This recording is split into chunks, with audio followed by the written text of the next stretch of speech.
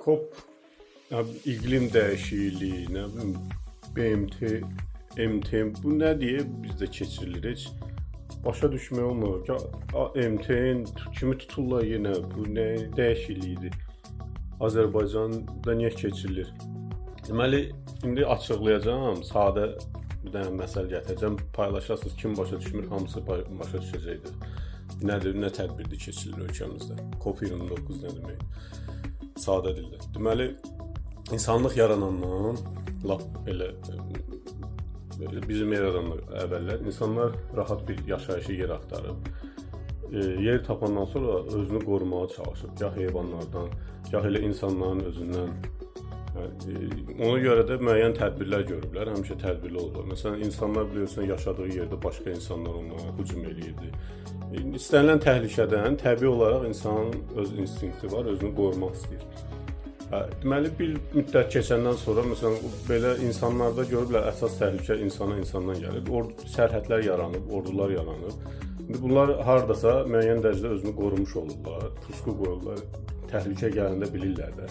İndi müasir dünyamızda sərhədlər var, hər şey var, ordu var, amma insanlar özünü elə şeylər var ki, qoruya bilmir də. Məsələn, tarixə baxırsan, dəyişikliklər ola bilər də, buz dövrü ola bilər, hava soyuqlar gələ bilər və yaxud əksinə istilər gələ bilər və yaxud quraqlıq gələ bilər, məsələn, su tapılmır da. Burada indi nə qədər də güclü ordun olsa, dünyada bu hamıya aid. Deməli, dünyada hamıya aid olan bir şey Azərbaycanda keçirilməsi. İndi Azərbaycanın nə xeyri ola bilər? Bir də ki, Azərbaycanın önəmli, indi mən sizə açıqlayacağam. Videonun sonunda açıqlayacağım. İndi qısa bir şey deyim ki, necə oldu yaranında. Birləşmiş Millətlər Təşkilatı var. Hamı adını hər yerdə eşidir. Bunun öhdəliyində də bu cür qlobal məsələlər öhdəliyində. Düzdür, bəzi şeylərdə heç bir şey eləyə bilmir. Məsələn, bizim Qarabağ məsələsində qərar olsa da həyata keçirə bilmir. Amma mövzu indi bu deyil. Bu öz öhdəliyində hesab etdiyindən keçən əsrin sonlarında 92-ci ildə bütün təşkilatçılığı ilə yaradır. Böyük ölkələr yığılır, 92-ci ildə qərar gəlirlər ki, belə bir konfrans keçirsinə. Bax, COP-un birinci hərfi konfrans deməkdir. İkinci ofdur, P-dəki parties, yəni tərəflər, bu tərəflərdə ölkələr nəzərdə tutulur.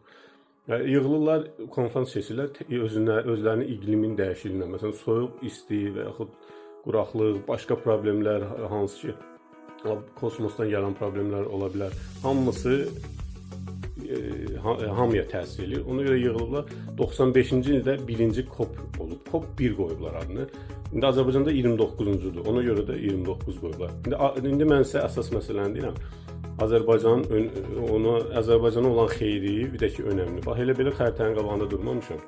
Bax, dediyim məsələ təbiidir ki, bax, bu dünya xəritəsində bütün dünyaya aiddir. Azərbaycan görürsünüz, bax, burada yerləşir. Burada Bakı şəhəri, kiçik bir Azərbaycan ölkəsi var. Daha öncələr Azərbaycanda əhəmiyyətli tədbirlər olub. Məsələn, Avroviziya. Bax, Avroviziya buralara aid olub. Bax, Avropa görürsünüz. Və yaxud İslam oyunları, bax, bu ərazilərə aid ola bilər. Amma dünya görün nə boydadır. Və yaxud Eurovision olub. Avroviziyanı dedim də, Avropa oyunları olub. Avropa oyunları da yenə də, bax, bu ərazilər, amma dünya bu boydadır. İlk dəfə olaraq, yoldaş dostlarım, ilk dəfə olaraq bütün bu dünyaya aid olan tədbir, hansı ki, bütün dünyada elə bir yer yoxdur aid olmasın. Bizim bu doğma Azərbaycanımızda keçirilir. Doğma Azərbaycanımızda keçirilir. Bunun üçün, buna görə çox önəmlidir. İndi, yəqin ki, çox adam başa düşəcək.